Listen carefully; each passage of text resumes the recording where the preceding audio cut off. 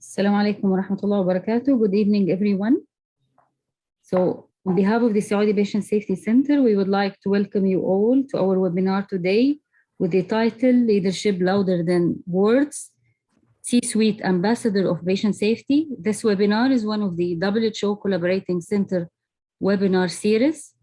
With you, Abir Mahanna, a patient safety consultant at Saudi Patient Safety Center. I will be moderating this session today. So it's my honor to introduce Dr. Majda Shukdar. She will be presenting today about the role of leadership in improving patient safety. Dr. Majda Shukdar is currently the General Director of Strategic Planning and Institutional Excellence at Education and Training Evaluation Commission in the Kingdom of Saudi Arabia.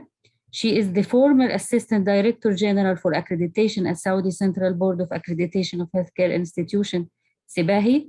She received her Doctorate of Business Administration from Cardiff Metropolitan University and completed her postgrad diploma in research management at Bradford University in the United Kingdom. She is one of the founders for the Saudi Health Accreditation System with more than 20 years of vast expertise in all aspects of healthcare system. She is a Sibahi Leadership and Governance Surveyor, Australian Council Surveyor, and an internal assessor for King Abdulaziz Quality Award. Please join me in welcoming Dr. Majda to walk us through this very important topic. And before we start, kindly keep your question in the Q&A so we can answer them during the allocated session. Dr. Majda, the mic is yours. طيب بسم الله الرحمن الرحيم والصلاة والسلام على أشرف المرسلين. First of all, thank you very much for the Saudi Patient Safety Center for giving me this chance to be with you through this webinar. And I hope, inshallah, that we work hard to get the information to be simple and straightforward in this webinar. Thank you for all the organizing team who really pay a lot of efforts to get to this webinar. So what we will start today, as I just want to second Dr. Abir, that please put your question and answer in the webinar screen so you can type it, and later on, inshallah, we will answer the questions and Dr. Abir will handle this one. So our agenda today will start by by definitions, and then the patient safety status globally and who are the leaders and the C-suite and the leadership role in healthcare system and patient safety. Then how can we reach the leadership louder than words and the C-suite ambassador for the patient safety. So we'll go through this journey together today. And I'm sure that many of the information there, maybe you already passed through, especially that most of you may be working in the patient safety. But we'd like actually to remind each other about the patient safety and how we, as a healthcare system, that this is the main role for us. So as an introduction for the objective, which as mentioned already in the webinar before, that we emphasize on the role of the leadership, ensuring the prioritize the quality, recognize the importance of leadership support for patient safety plan, discuss the board role in ensuring strong collaboration and partnership with the medical staff, and describe how senior leaders use the steps to provide and support the safe care venue for all patients. Then we'll go then illustrate the integrating of patient safety into the strategic plan, which is one of the main core business for the leaders, explain the board's role in building trust and connections with its community, and then define the process of sustaining the gain with redesign the high reliability. I will start with this polls questions. So maybe it will appear with you now. Think about the recent serious case. And then did it happen? Ask yourself, did it happen before? This is polls, Ms. Lamia.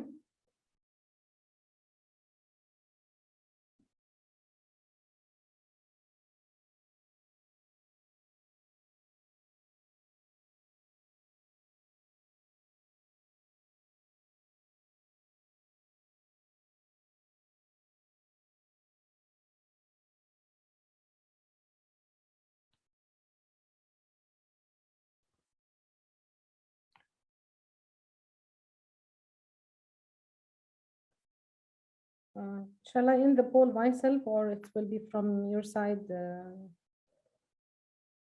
Okay, we can share the result. We can see that 61% from the answers that this happened before. So it means that this serious event could be preventable. So if we have more than 50% or 60% now, they said yes. The second question that, or the second polls after this one is, I think it appears now to you. Have you developed any action plan to prevent the event from reoccurrences as a real learning lesson of improvement?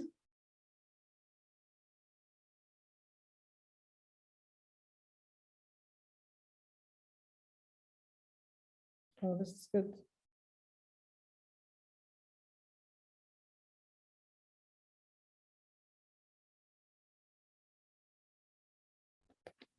What happened?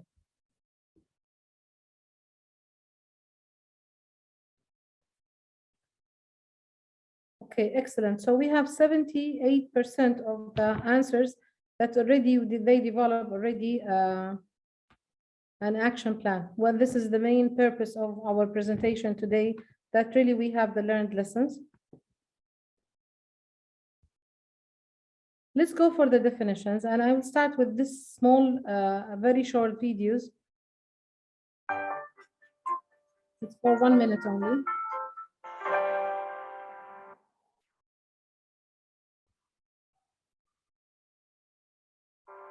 Meet Dan and Maria. Dan needs to go to the hospital for a scheduled surgery. Dan and Maria aren't concerned because hospitals are safe places, right? Unfortunately, not always. Hospitals are busy, complex places where many very talented and dedicated people do remarkable work and save lives every day. In hospitals with strong leadership and teams that work together, patient safety is a top priority. Strong teams reduce infection rates, put checks in place to prevent mistakes, and create strong lines of communication between hospital staff and patients and families. All people make mistakes, but when there's a good team in place, they can look out for each other. But some hospitals don't have teams that work well together or good leadership. When one person makes a mistake, there isn't a good team ready to catch that mistake, and the patient suffers. Communication breaks down and patients get harmed. Patients experience dangerous complications. Recovery is slower, and some patients even die unnecessarily. As you can see that now when we talk about the patient safety, that we have really, it's to know that we are trying to minimize, not actually to stop, because we are a very complex structure or setup as a hospital. So we have really to find out what are all the practices that lead to reduce and avoid, manage, treat, and mitigate the unsafe acts within the healthcare system. So we have to understand exactly how complicated is our system, and we are a very big team working together. So communication among us is a critical factors for making to keep the patient safe, while we have to use the best practice to lead the optimum patient outcome. So if we talk about the error, the other definition, we have the error of planning and we have the error of execution. Definitely, error of planning is the use of wrong, inappropriate, or incorrect plan to achieve the aim, like the medication error, something happened during transfer of patient, so something that is missed during the patient care journey. And error of execution is failure of planned action to be completed. So this is important as intended. So we have to know exactly the error that could happen when we develop any process. Definitely, this is since long time we know that actually since we work in the hospital or in the healthcare, we know that our role is to do no harm. As you see in the video, as you have seen in the video, that the people, they trust us, that the safe practice or the safe area is the hospital. That's why people, they run to the hospital when they feel pain. So it will be very painful for the family if we are the one who did the medical error for them and then they lost their function, or patient, or any medical error that can harm them. So where are we now and why we are here? This is the global actually status of the patient safety, or this journey actually started long long time, since 1999, when the Institute of Medicine, they released the to error is human. Definitely any patient safety, we have to talk about this one to know exactly how we pass through this journey over those decades. As we know that already, we know that the study showed that adverse event happened from 2.9 to 3.7% of the hospitalization. They found that over the 33.6 million admissions, that the death or due to medical error was from 44,000 to 98,000 in the American hospital. And they found the medical error was the third cause of death, which is more than cancer and RTA. And the root cause, as maybe the video said, that the problem is the poor communication, between the teamwork. Definitely communication still will be the key for the factor. Do you think since 99, how did we move from the patient, how do you move in the patient safety during this time? Since even, I mean, after 11 years, the report issued again by the IOM that there's no major change happened. And then the safety hazard probabilities is still there. And they found even in one of the published paper, actually in 2010, that still we have the higher preventable death coming from the medical error or in the hospital death, even more than the commercial air passengers, even the general anesthesia, acquiring HIV. So the preventable hospital death that we are working for the patient was the highest among all the numbers. You can imagine how we are really in a very dangerous and very complicated system. So from that time, 99 until 2007, I'm going to take you through this journey. The Canadian Patient Safety Institute, they even released in one of the healthcare assembly that actually in the patient safety the Canadian Patient Safety Institute, that the preventable harm still occur every 1 minute and 18 seconds in the hospital and home care settings. Again, the patient dies from the medical error incident every 13 minutes and 14 seconds. And the nearly 28,000 people per year, they died actually from the medical error. Was still the medical error still ranked as the third highest cause of mortality behind the cancer and the heart disease.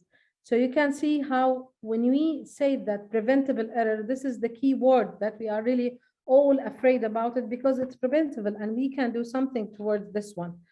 Then the decade that released by the WHO about the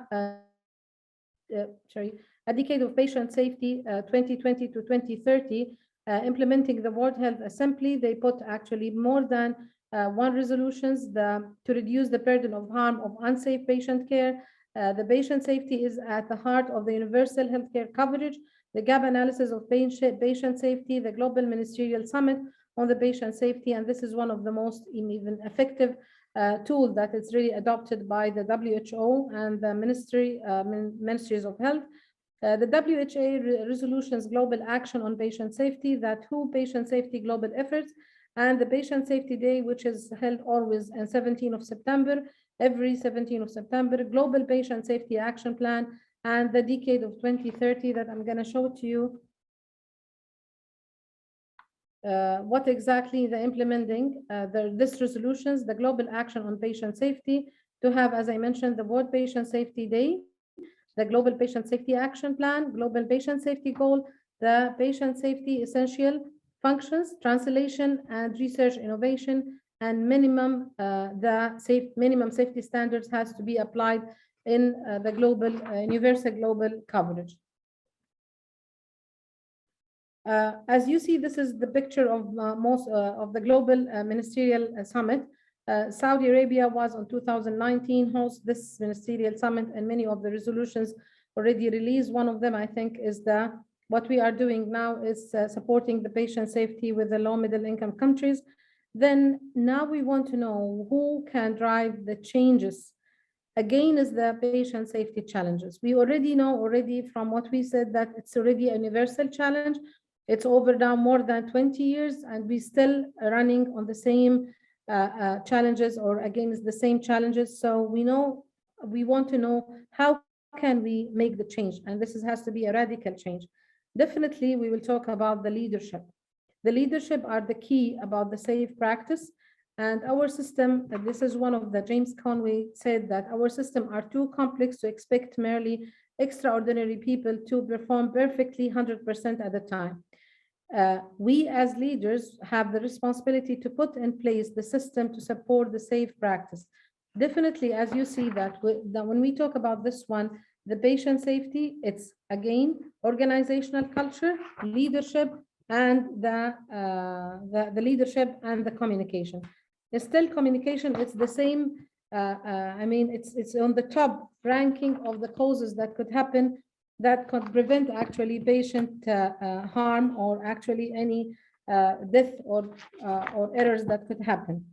So our system in the hospital, we have to keep the patient safe. We have to keep the healthy patient, not only the hospital to run to run day-to-day activities. This is more than what we are expecting.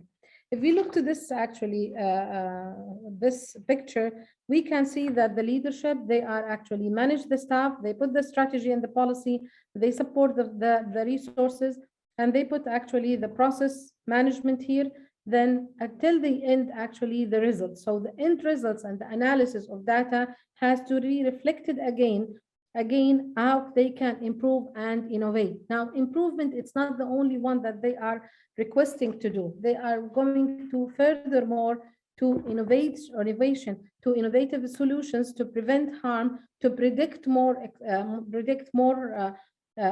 critical things that could happen to the patient, and to come up with another solutions that can prevent this one.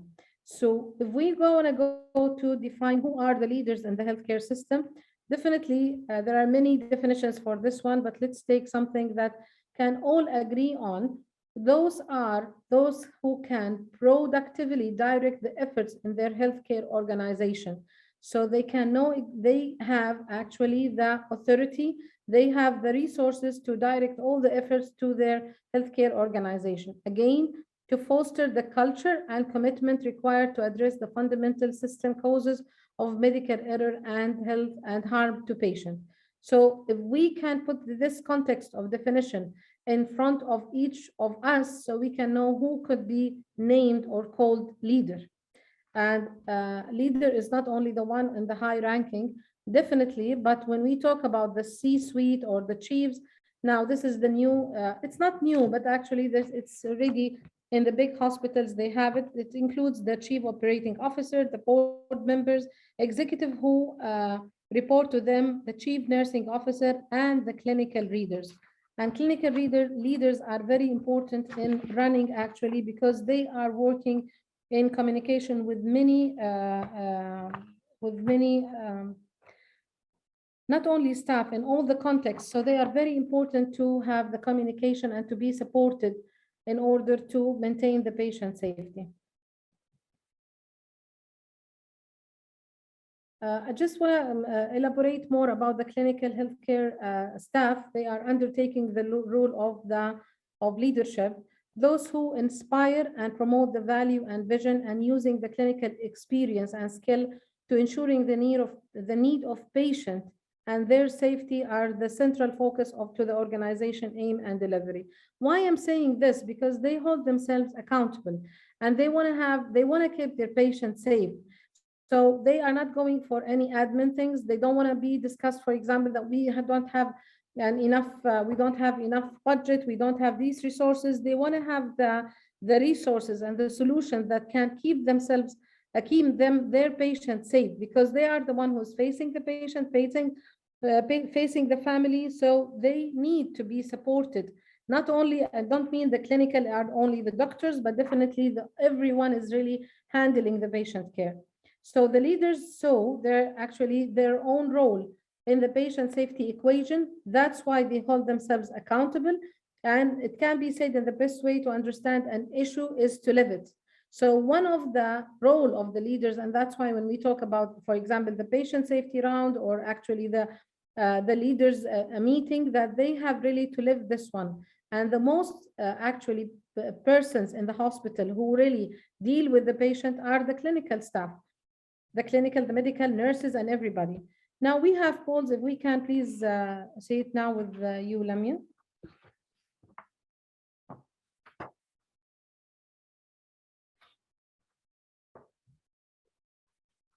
Okay, I'm going to read it. What is the first question need to be asked when the error happened from right leader?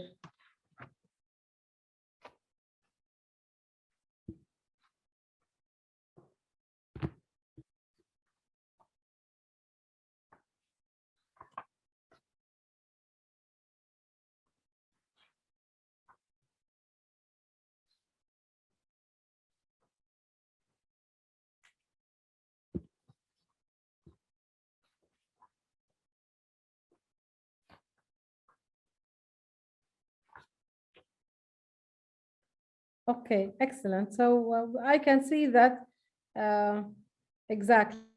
We can summarize this that exactly who is asking what but not who, because we cannot, it's very rare to find that the problem or the error happened because of one person. It's something that happened from the system failure. So this is the right leader who can ask what is really going on or what happened without any assumption. So here, I think I want to minimize this ribbon.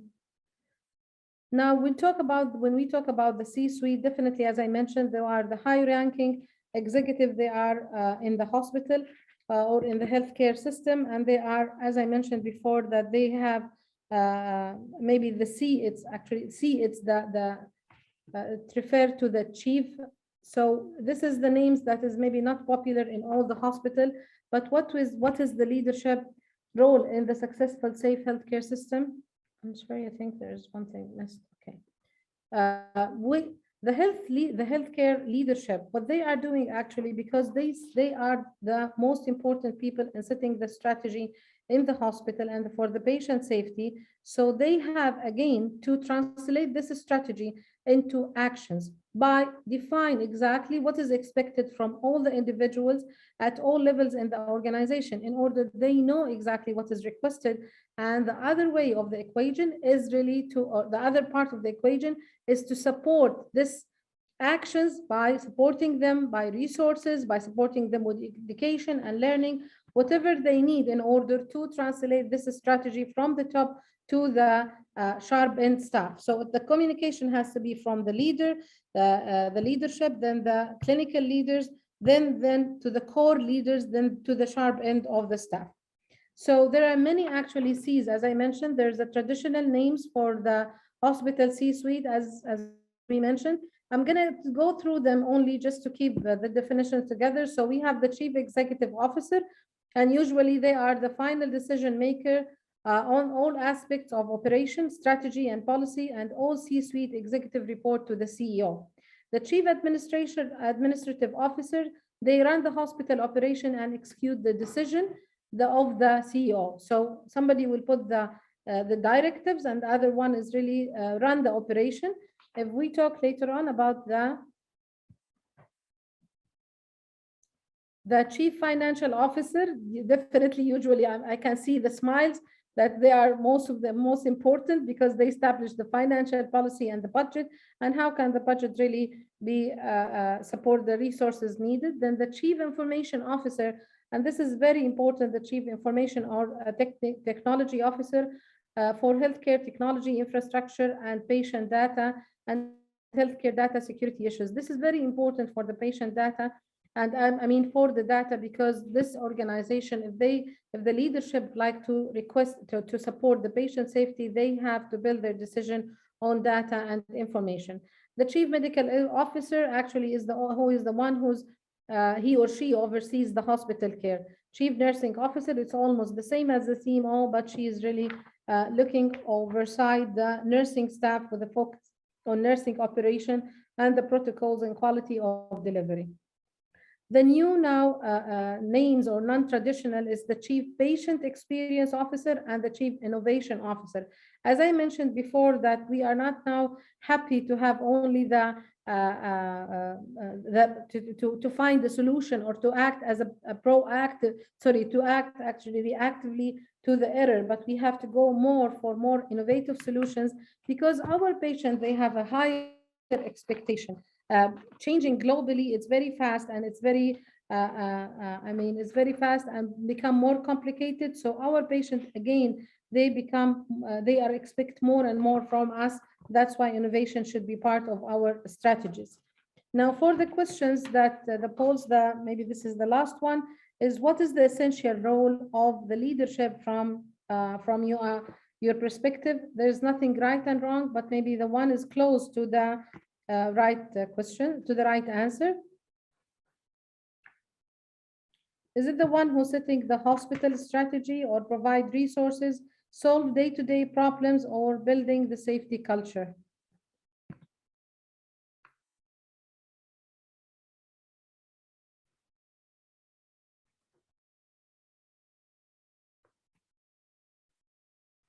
Excellent.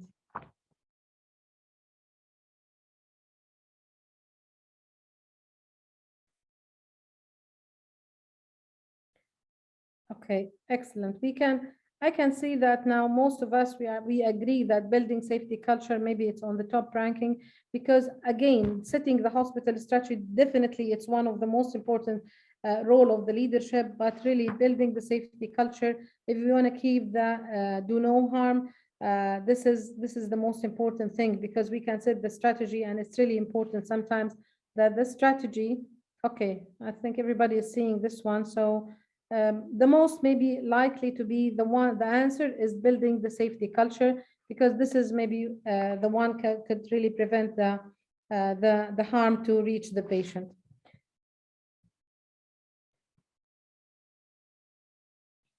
Now, the essential role of the leadership that we can talk about it, as we mentioned, or we agreed, it's developing a safety culture, then to be accountable for effective care. So the culture, in order to be supported and to be strong, they need to have an effective care system, and they have to protect the safety of patient, employee, and visitors. And this is very important, that we keep the patient, employee as equal for protecting their safety. And this is very important when we talk about safety. It's not only about the patient. I'm sure that most of us already, they believe that the safe employee will results actually his work into a safe patient. Then we'll go now to the role of the leadership in patient safety. When we talk about this one, we need really to understand our system in healthcare. As I mentioned, that we have actually, it's 4 categories, the most common that we're talking about, which is all go around the patient. It's about the care team, who are the healthcare professionals and family members. They are all part of the care team. Then when we talk about the organization, it's the hospital, clinical, home care. And when we talk about the environment, it's the public-private regulatories or regulators, insurance, healthcare purchasers, research funders, and even the accrediting body. And all of this, they go around the patient. I'm sorry for interrupt, but I can see that somebody is raising hand, and I can't see here the chat, or I'm sure that my colleague Dr. Abir or Ms. Lamia can handle this. As I mentioned, that the question and answer will be maybe when Dr. Abir will make the break in the middle of the presentation. Now, when we go to the healthcare system, talking about this one, we have to understand exactly that we are in a very risky environment. And when we talk about risk, we have to go to raisin metaphor. It's about the Swiss cheese, and we can see how the gaps can really move from procedures, physical barrier, training, culture. All of this is actually the protection, or defending the passing of the error, of the harm from the source of the problem until it reaches the patient. So all these gaps has really to be blocked, and to make sure that this has not happened. And if it happened, we have to analyze, to have the proper analysis in order to prevent this one. The most important thing is not only the very clear problems that we have it, or the clear error that we have it. It's about what is the latent hazards that, or weaknesses that we can identify in order to prevent the error happen. So for example, there's something that is very clear when we talk about the disease managed protocol, missing or not action, the poor compliance or poor supplies, inadequate knowledge, lack of training and opportunities. something that is hidden or it's latent, this is what we need really to identify. And this not only enough, we need again to understand this one and to find what would be the solution to prevent this potential problem. So this is the main role of the leadership and raisin Swiss cheese model, not only to identify the latent hazard, but only to, again, to identify the solution and to find real solutions for this one. For example, if we want to apply to reduce the hospital-acquired infection, so we will need to know what are the resources that we need to have it, and maybe the learning or the training that they need, we need it for the staff, what are the resources we have it. So that's why when I say the communication from the leadership to the core team and to the frontliner, to the sharp end, they need to exactly have, they need to have the resources that they need. They need to have the enough education and training in order to demonstrate and to make sure that they are protecting themselves and patients. So in this way, we can say that the leadership, they are identify the problem or identify the latent hazard, and then they work on it. In addition to what I said before, that we have to have an innovative solutions that can be better than what we usually do. How can we, if we don't have like, innovative chief, we don't need to have a chief innovative officer in our hospital, but that's why we said we have to adopt the practice, we have to have the benchmark, and we learn from each other. This is how it's running. It's an overall industry. As well, the strong prevention, the strong supervision, and well-designed communication process. The communication still, it's the most important during the patient journey or the patient safety journey. Now, when we talk about the leadership can be about the main topic for us today, how the leadership can be louder voice than word. I'm going to share with you some actions or the action that is really louder than voice. So it's not only to sit in a meeting or talk in a lecture, but we really need to have an action. And I'm going to give you, I'm going to share with you some of the experience happened before that maybe as a leader we can adopt it. So we need to have the balance in managing day-to-day operation while leading a strategic development initiative required the long-term success. So in last actually question, we said that the leaders, they put the strategy, then they have to have the execution, and they have to manage day-to-day challenges. But again, how they can do this? So by developing the best quality of patient care, create positive, productive culture, as we mentioned, set the standard of operational excellence, and hire and retain qualified staff. If you have even the staff, you can make them qualified by supporting their learning and continuous education, implement clinical policy and procedures, comply with the rules and regulation of the hospital policies, develop constructive relationship with the stakeholders, and deliver the strong financial performance. This is in general that every CEO has to do it every day since he's appointed or she's appointed.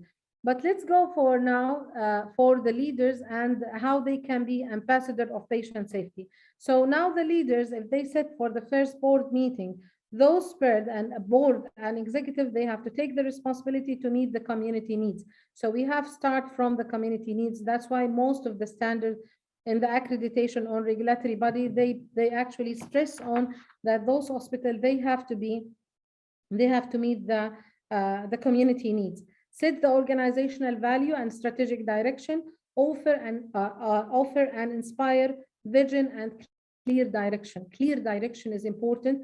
Again, the vision has really to match. I'm going to talk later on about the executable vision. Clear understanding of the relationship between the cost and quality. Many challenges that the clinical leadership or the clinical staff, they faced with the financial restrictions happens, or that we don't have budget, so we have to cut here and there. We have to keep the balance between the quality and the patient safety and between the cost. Not actually, it's not everything is expensive that will lead to save patient, but there are a lot of rules and regulations that we have to follow, and at the same time we have to maintain the quality and the patient safety. Manage and align the efforts and direct the people resources based on the honest review of data, remove the barriers, and necessitate the adherence to non-practice that will promote the patient safety. Again, I'm going to go maybe to the I can say it's the right recipe. This actually leadership guide to patient safety was issued in 2006 by Institute of Healthcare Improvement. I put at the end of the presentation the names of every resources or source. Actually, I use it in my presentation, which I find that is really very, very informative. This report or document that was issued by a set of seniors in a very big healthcare organization. As I mentioned, it's issued by the IHI, and they address the patient safety and quality as a strategic imperative within their organization and how they work on it. It's a real practice that you can go through it, and you can find a lot of experience that you can practice, or at least you can learn from it. Present what can be done to make the dramatic change, ensure the steps to achieve patient safety within the care. So there are over 8 steps there. I'm going to take you through one by one. We will start by address strategic priorities and culture. As I mentioned, that we have to establish the patient safety as a strategy priority. So the patient safety, it's part of the strategic plan that we developed as a board member, and then the CEO. It's not something that has to be added. It's part embedded in our agenda items that needs to be really seen by, reviewed and even discussed in every meeting. It's not an added agenda, or even we don't have any topic so we can add it. No, it's not. Assess the organization culture using any tool that is available by HRQ or whatever. You have to know what is the baseline of the organizational culture in order to know what is the gaps and how can we really fulfill the gaps and work on it. Then establish the culture that support the patient safety. As I mentioned, this has to be actions. Supporting the patient safety culture, it's not only by lectures, not by meeting, but you have really to identify this.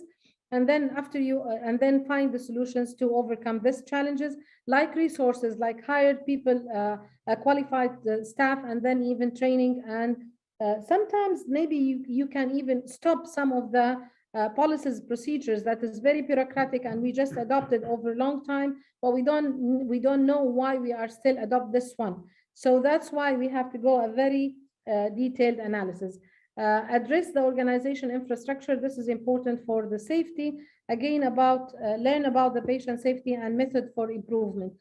Learning, or actually education of the leadership, it's really one of the key success factor in supporting the patient safety culture.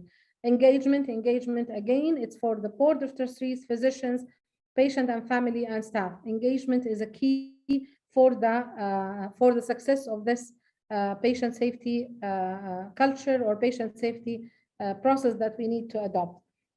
Communicate and build the awareness, as I mentioned, begin with the patient safety leadership walkarounds. It's one of the most useful, because if you want to know exactly what you are doing, you have to live it. If you want to know the challenges, you have to live with these challenges. And the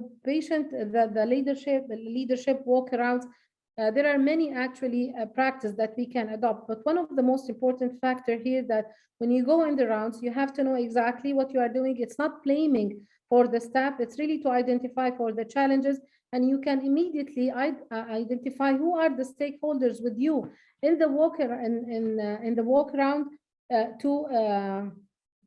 to maybe support the challenges that they may find. So the staff that you pass by them or talk to them, they will find what is the importance of this, the patient safety walk rounds. Implement the safety briefing. This is very important, the communication between the leaders and the core until the sharp end. This is very important. Don't exclude the frontliners. The frontliners, they are the people who really challenge. They are the people who meet the patient. They are the people who knows exactly what is the problem. Sometimes it's a very simple, and I'm sure most of us that face this when we do some root cause analysis for certain serious event, you will find that there's many small problems that can be solved easily, but it will be notified only by the frontliners. So don't leave them away from what you are doing. Improve the communication as a SPAR. Using the SPAR is one of the methods, it's not necessary. Implement the crew resource management strategy. This is a very important, but it needs maybe one lecture, full lecture to talk about it. And they talk about the crew management. Really, we work in a hospital like a crew resource management as one team. Establish and oversee and communicate the system level aims. So we have to make sure that we establish the aim beyond the benchmark. So the benchmark could be as the start. So the benchmark could be a historical benchmark or adopt a benchmark from other peers that we can use it. But later on, you have to go beyond the benchmark. So don't keep it as it is. And if you read this document, you will find many experiences, especially for the infection rate with the device associated infection. You can find that many hospitals, they even go beyond the benchmark when they work actually together and know exactly what could be the latent hazards in their hospital in order to overcome this one. Oversee and communicate the system level aim. This is very important. Number 5 is track, measure performance over time.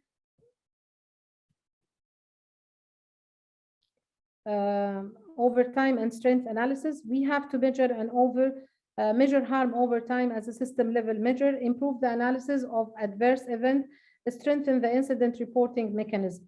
Important that when we have the analysis of the adverse event, it's not for the matter of sending report, for example, to the Ministry of Health, or sending to the accrediting body, or sending to any regulatory body. We have to go for really the root causes and why this happened.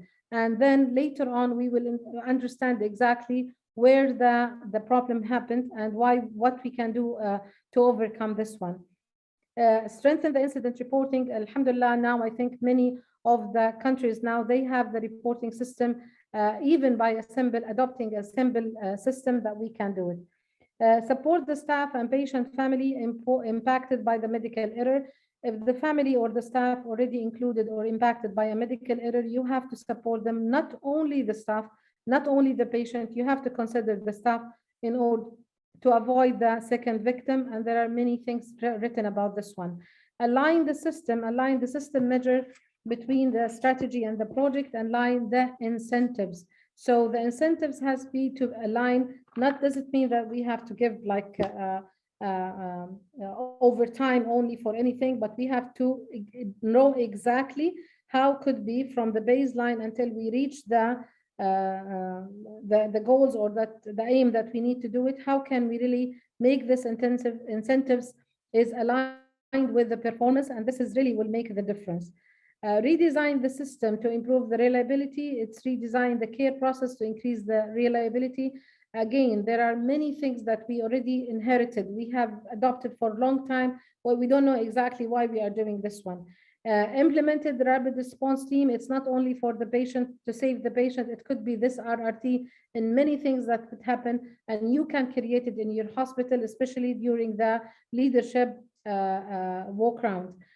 Introduce the simulation, and this is very important, that to test until you feel that this is the one of the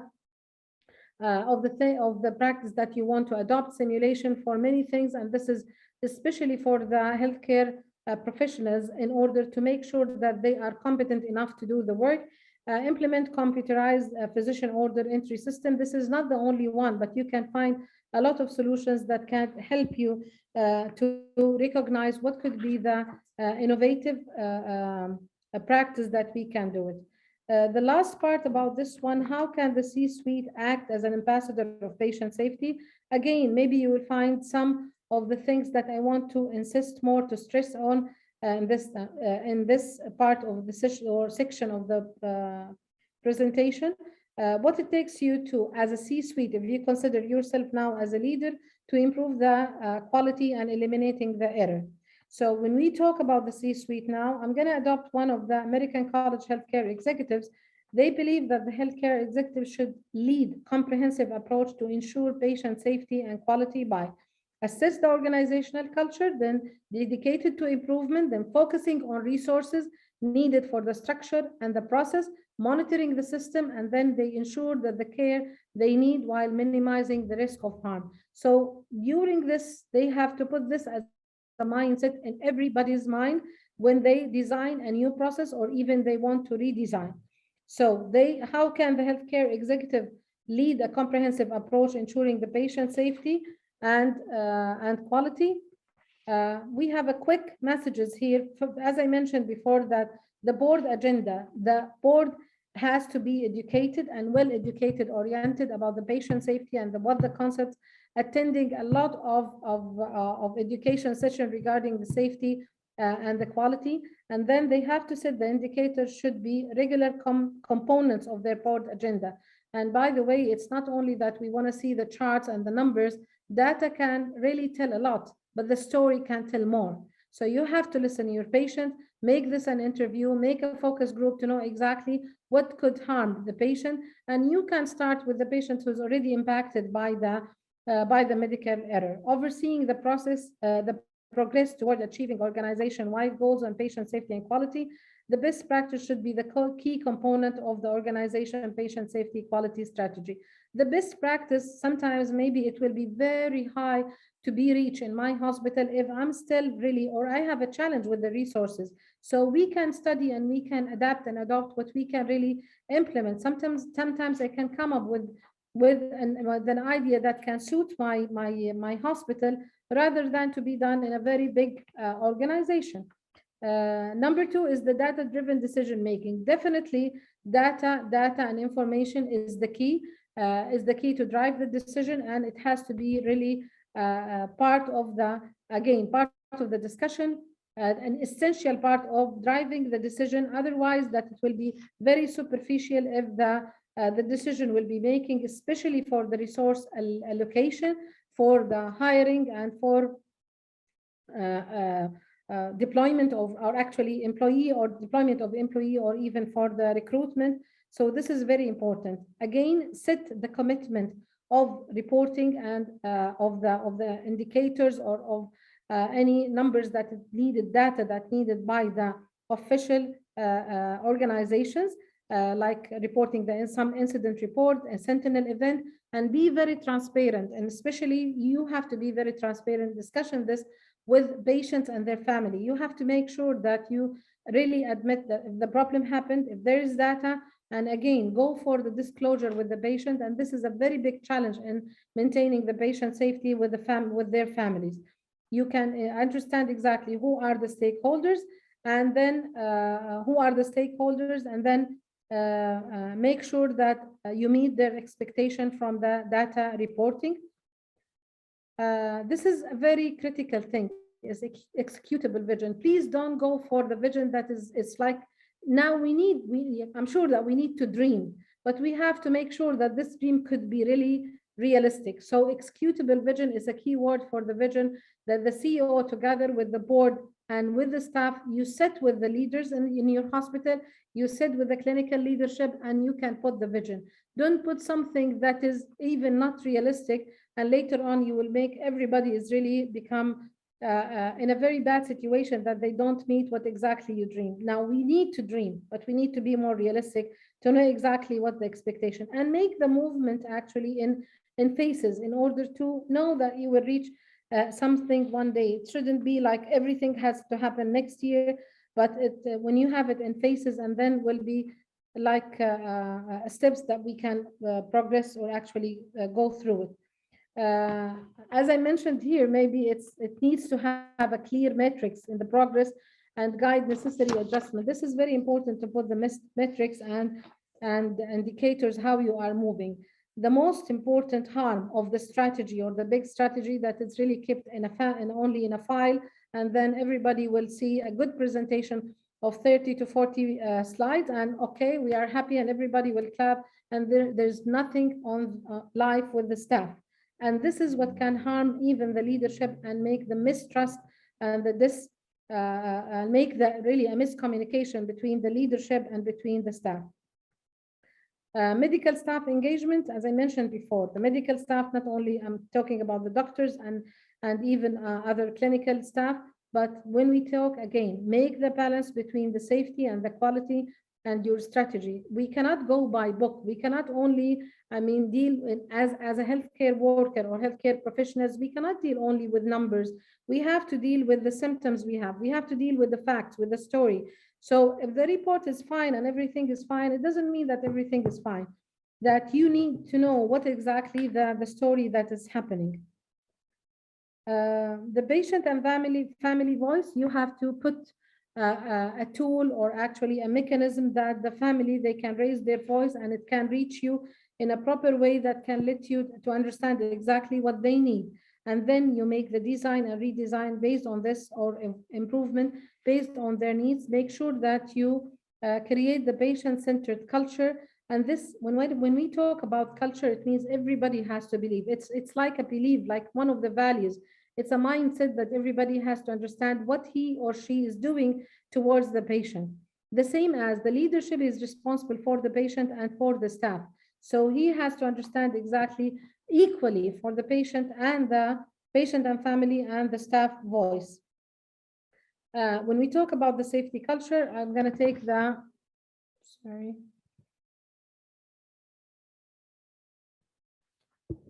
definition of the HRQ in the definition of safety culture, or culture of safety, in which the healthcare professionals are held accountable for unprofessional conduct, yet not punished or for harm.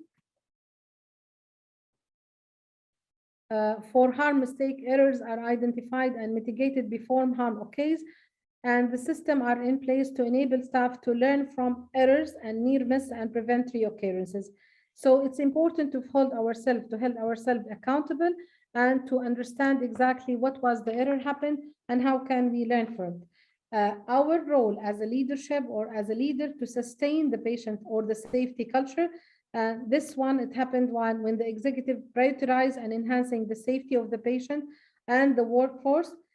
Small-scale incremental improvements are not enough, but we have to start with in order to have the full picture. The workers required to sustain the focus on safety, not just as a strategic priority, but as a core value. As I mentioned before, it's part of our beliefs as a healthcare professional. Building a learning organization, this is very important. When we say learn the lessons, every mistake happened, every event happened in the hospital, we have to learn from it what to do and not what to do. So this is very important. Learning organization, this is one of the most productive organizations that we can really build as a leader. Support this one, especially for transferring the knowledge, not only between the staff, even involving the change leadership knowledge. Exchange of the leadership knowledge between them and between the different level of the leadership. This is very important to keep them actually accountable. Number 9 is to communication and transparency. This is very important, especially with the patient. As I mentioned, address and admit the problem or the harm happened, and communicate with the family, talk with them in a transparency manner, make the disclosure as needed. So report your data to the stakeholder needed, and make sure that everybody is really discuss this in a very open way. The best practice, definitely that we want to apply the best practice rigorously and implement a well-defined evidence-based practice. Again, I'm going to add to this one is to be replicable. I'm again make the test, or actually make the practice, make the simulation until you feel that you are confident to implement it to your hospital. At the end, I want to just say one message, that make sure that it happens. And I'm sure that from my colleagues and all the colleagues that I have the honor to be with you today, that it could happen. The last slide is, I say, the leadership is a performing art, and I really believe in this, a collection of practices and behavior rather than a position. And I hope from all my colleagues as leaders that they believe in this one, and I'm sure that this one, I put for you all the references that I used, and at the last slide, I put the further reading books, the name, it's downloadable, free downloadable, that you can utilize. And thank you very much. I hope that I'm on time. I think, yes, I'm on time. And I'm happy to now to talk as much as you can. Thank you very much, Dr. Majda, for addressing this very important and interesting topic. And really, if the leadership wasn't committed to patient safety, organization will not move forward in achieving safe and reliable healthcare. So we have a lot of questions. Let's move into the question quickly. So I try to summarize them. Many questions is asking about the does the organization need to train people for leadership position? And do you have any recommended certification for this?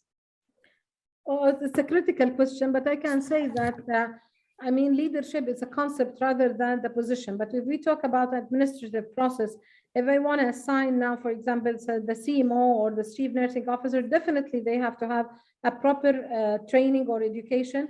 And I understand now, at least in Saudi Arabia, we have, I don't know a special program that, but definitely there are many programs in the leadership that we have to take it.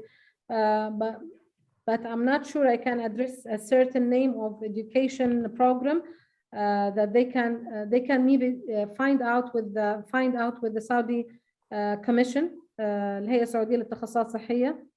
They might have some of these courses, but anyway, yes, the hospital has to support their leaders by the proper training, whether inside or outside. And I think this is even could be online.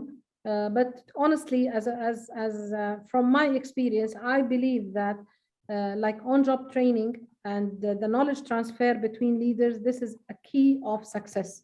Because yes, we need to know the knowledge, but we need to have the skills. The skills, it can be by, I mean, something like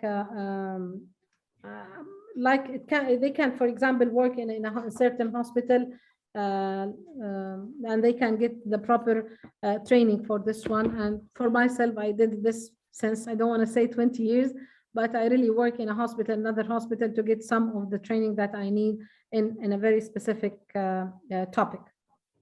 Yeah, so another question, what tools can leaders use to assure they can advocate patient safety? I may rephrase this question. So can you give us some tips or ideas for leaders to focus their leadership effort on achieving better outcomes?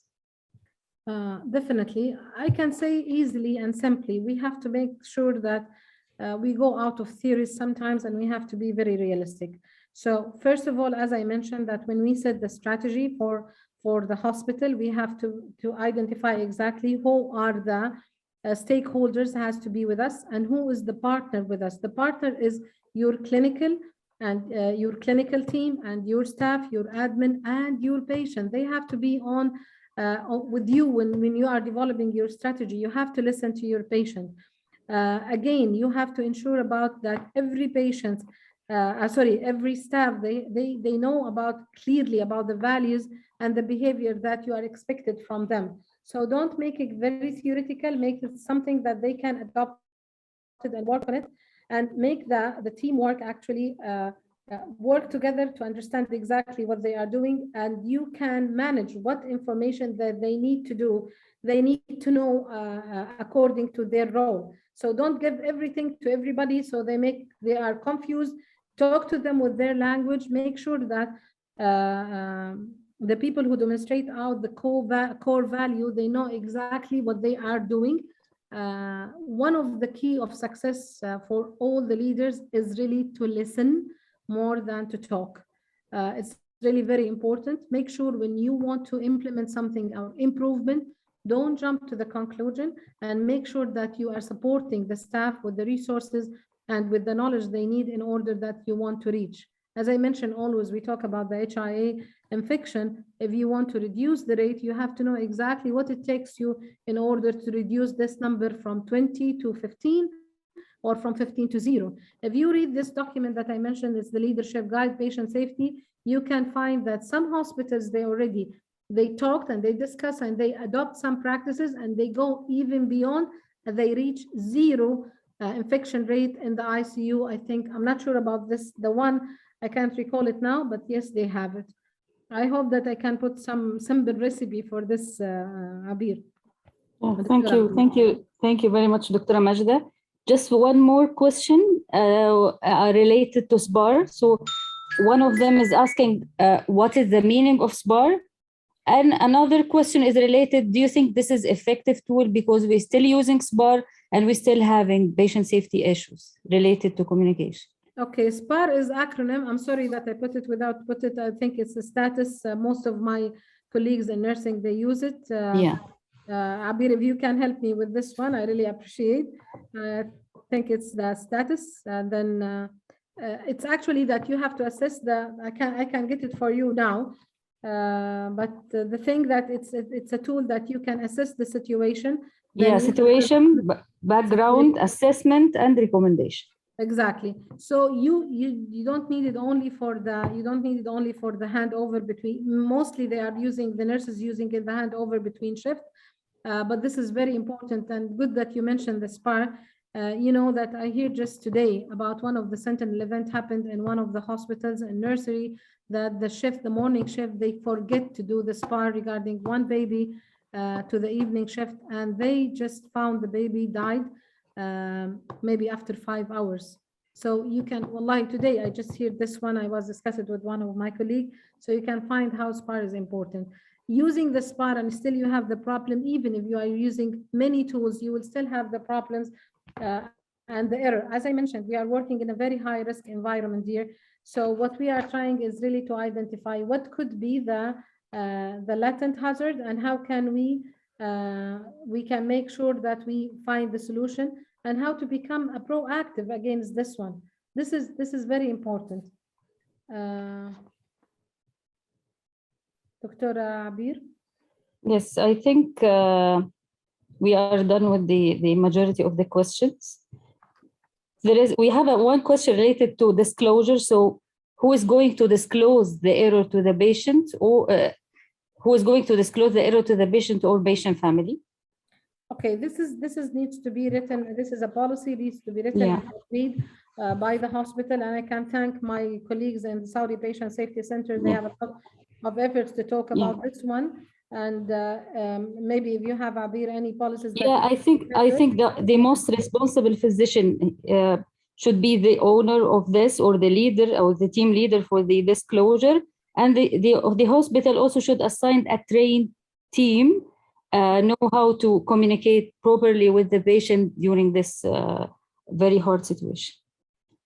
Yes, a lot of, I mean, there are many factors sometimes that can really, rule this, who can make the disclosure, especially sometimes with certain culture. Maybe you need somebody with the MRB to talk. So that's why maybe the hospital, they can decide about this one. But definitely the MRB is the first owner, yani, definitely. Should be known about leadership or all the managers. So you think all medical staff should be known about leadership or only managers? Sorry, Doctora, say it again. I think she mean that, do you think all medical staff should be known about leadership or maybe trained about leadership, or only the managers? I believe that the leadership, it could be a concept, you know, it's the responsibility. It's not owned by only the high ranked in the hierarchy.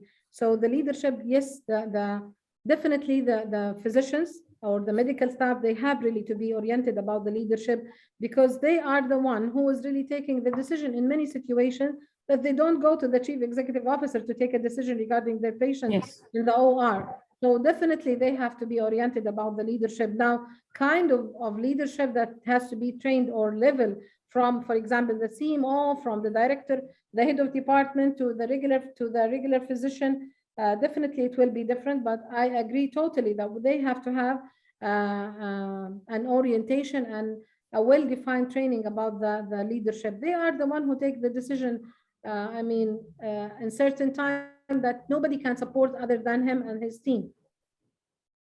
Yes, agree, Dr. Majda. So do you need to add something before we close the session?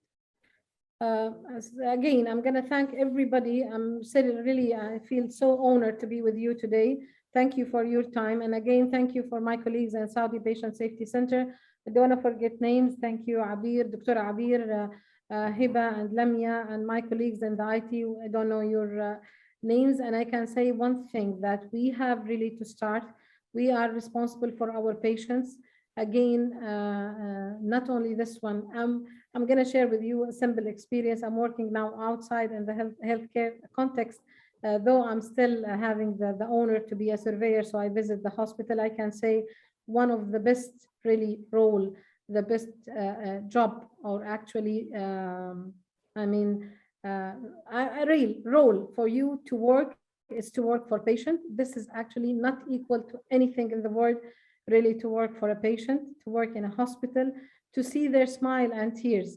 So I don't want to say that I'm envy you that you are still in the hospital, but really, this is really a great thing. It's not difficult, it's not impossible. And again, please, if you want to talk about the leadership or learn about the leadership, there are a lot of lessons that you can really go to it. It's reachable.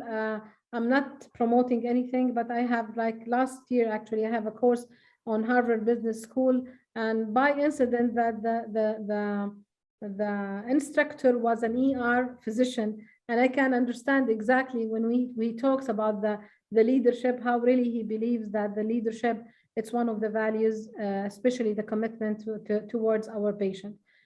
Thank you very much again.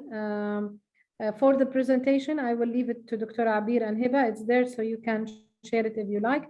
If you want to ask me anything, I'm always very active on the LinkedIn. I'm not sure if I can. It's actually M. Shugdar. I'm not a Twitter person, so on LinkedIn, you will find me there. It's my pleasure always to be with you. I really feel so honored to be with you. Thank you very much, Dr. Abir and the team. Thank you. So on behalf of the Saudi Patient Safety Center, we'd like to thank Dr. Majda Shukdar and the audience for the active participation. Please, we will appreciate if you just fill the evaluation survey provided now. Inshallah, Lamia, can you share the evaluation survey for the audience?